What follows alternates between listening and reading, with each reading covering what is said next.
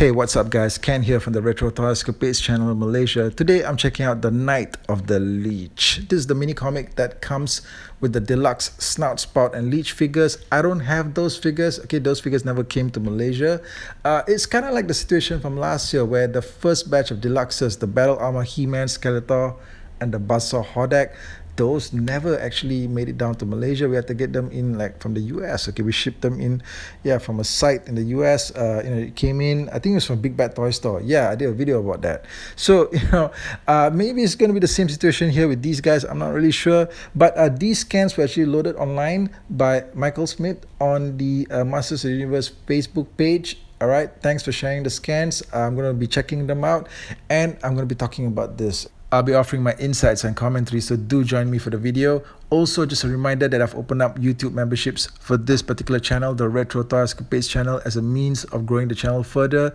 Your support is greatly appreciated. Memberships are set at a very low tier of $2.99 per month. I'll be working on loading up a lot of special, exclusive, early access content for members. Right now in the members only section, I've got the Retro Toy Escapades official review of the new MOTU Origins Roton. That's right, it's loaded up in there just for members. I know you guys have seen like a ton of reviews of this thing already online, but I guarantee you that my video review is something totally different. Okay, so guys, thanks for your support as always, and let's check out this mini comic right here. Let's check out The Night of the Leech. Now, before I get into the book, I just wanted to point out that this cover just really stands out to me. All right, among all of the MOTU Origins mini comics to date, I think this is the best cover so far, mainly because it's just a solo portrait of Leech alone. Okay, it's just him alone, and he's like in the center stage, and then you've got those fonts and the wordings and the title block, Night of the Leech. All right, it's fantastic. It looks like, it kind of reminds me of a B-grade horror movie from the 80s. You know what I mean? Is the story contained within going to convey the same amount of excitement and thrills? Well, let's find out, shall we? Okay, so the story begins with He-Man and an elite team of heroes comprised of Snout, Spout, Buzz-Off, and Zodak. They are in the swamps tracking down Hordak's evil horde, and the weird thing here for me is actually seeing Zodak in this story and in this scenario. Okay, because he's like the he's the guy that maintains the cosmic balance. He's typically neutral. He's got no time, I would imagine, for nitty-gritty stalking sessions in the swamps. But so to see him here is it's a bit jarring, but he's not been in the mini comics for quite some time, not since the wave that he originally appeared in, which was like a wave 4. So anyway, welcome back, Zodak. Also, I gotta mention that Snout, Spot, the way that he's actually colored here in these panels, these first two pages here, the coloring on his body is like really light, and it almost looks like as though he's got bare shoulders and bare legs. It's not like he's wearing his outfit, so he kind of looks like a standard Masters of the Universe barbarian character here. You don't really see the orange that is supposed to be on his outfit. Now, Buzz-Off here is portrayed as being really brash and impatient. He goes, Leech is no match for us all. And He-Man has to try and calm him down. He goes, do not underestimate the evil horde, Buzz-Off. Leech is dangerous. He gets pulled in suddenly, all of a sudden, by Leech, who springs out and just drags He-Man right into the depths. Well, technically, they were in his element. They went directly into the swamp to track him. So I guess it shouldn't be too much of a surprise that he'll be waiting there for them, right? It's like they just walked straight into that plot device.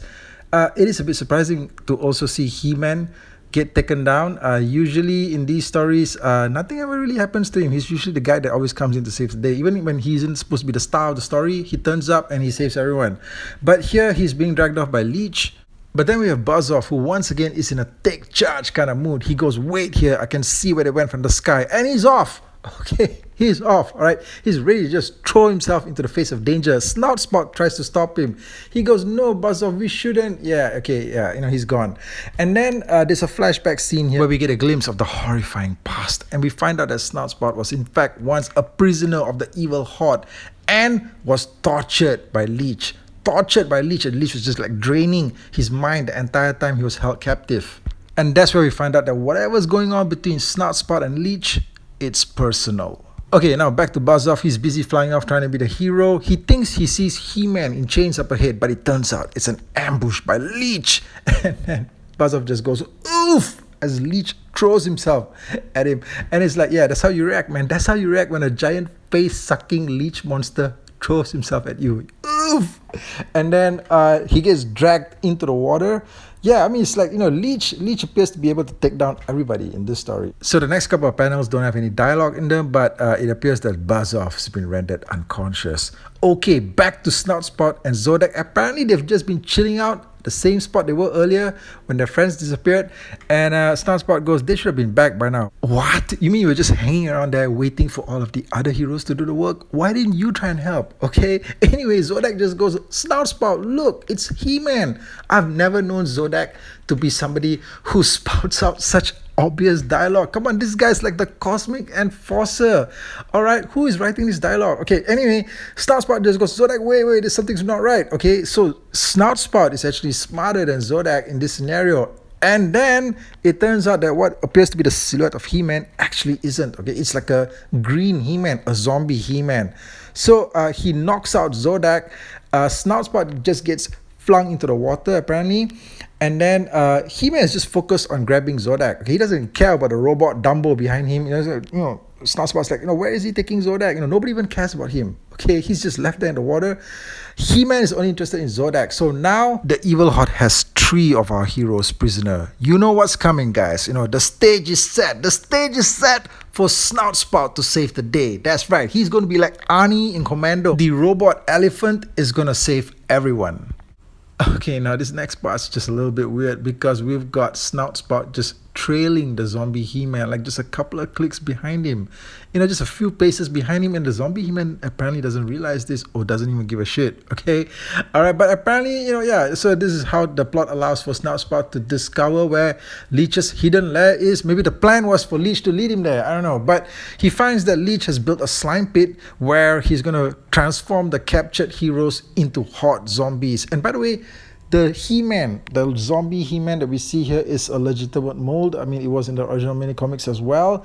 And looks like the rest of the heroes are going to be turned into zombie versions also faster than you can say Mattel Creations exclusive. Mattel Creations exclusive! See, because if they released a zombie version of He-Man in the regular line, I think a lot of people will be pissed off because we already got the anti-Eternia He-Man. How many reprints of He-Man do we want in the regular waves? But if they made it an exclusive, 2-second sellout. Okay, 2 seconds. Okay, but as expected, Leech is waiting for Snout, Spout, so they get into it. There's an action shot here.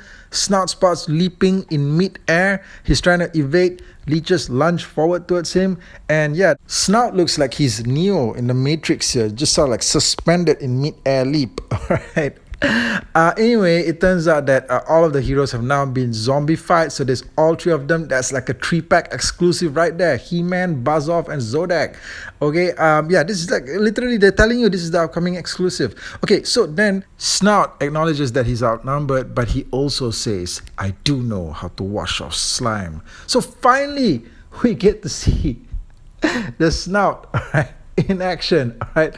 The water spraying action, what your toy can do, right? Yeah, I hope that I get my hands on that toy eventually. But so he sprays out this special chemical, I suppose. I don't know if it's normal water, but it just washes off all the slime on the heroes, and apparently that's enough. Okay, that is enough to de-zombify them and they become normal again.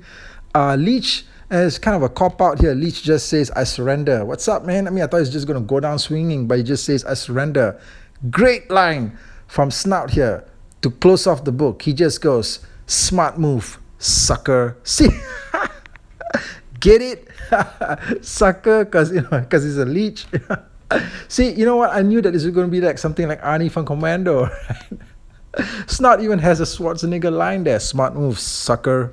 Okay guys, so that's the review. That's my look at Night of the Leech. Now overall, I gotta say that I think that the mini-comic stories from Origins, I think they're getting a lot more confident. When they first started out, the stories seemed a little bit clunky, like they would start out great but they would fizzle out by the finale. There's a little bit of that here too with the way that Leech just surrenders, and also I really can't get behind that characterization of Zodak in this story. But other than that, the story is pretty entertaining. I like how Snout is actually depicted here. I like the art. The art has always consistently been really good. So hey guys, thanks for tuning in. I hope you enjoyed this look at the book, and catch you guys again real soon. I'm going to be doing more reviews. There's going to be more content up, and I'll catch you guys again real soon with more of it. Take care out there.